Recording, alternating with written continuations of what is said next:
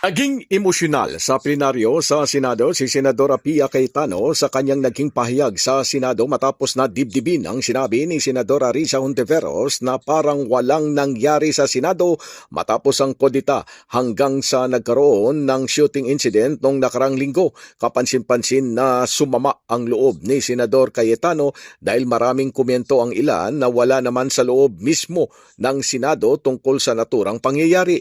Naiyak si Senadora Cayetano at nalungkot dahil matapos ang shooting incident sa Senado ay wala man lamang anya na nangangumusta sa na dati niyang kasamahan sa majority na ngayon ay nasa minorya na kung ano na ang kanilang kalagayan matapos ang naturang insidente.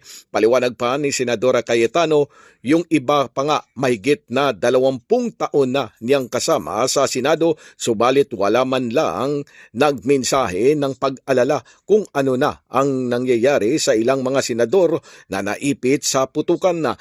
Parang walang nangyari. Yan po ang statement ng ating butihing Senadora Risa Hontiveros. Siguro po para sa inyong mga wala dito, pero para sa amin na nandito, napakaraming nangyari. Takot na takot po ako na kailangan ko na magpaalam sa mga anak ko. At yung staff ko, 2 pintuan ang pagitan ko sa putukan. Yung staff ko na si Claire, na 20 years na sa akin, nandun siya sa labas. She has a 12-year-old son.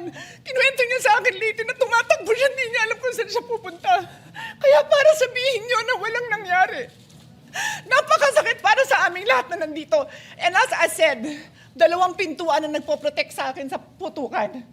Pero yung media, yung Senate staff, yung hindi naman makauwi dahil sila ang security, sila ang elevator women and boys natin, nandoon po sila. So dear colleagues, napakarami nang nangyari. And one more thing, wala ho akong sinisisi. Pero nung pagkatapos ng lahat, pagtingin ko ng group natin, yung dating majority group, walang ni isa sa inyong nangamusta sa amin. Some of you I've known for 20 years, 10 years, and I didn't even hear any of you say, kumusta na kayo dyan? Napakasakit mo sa akin. Sobrang sakit.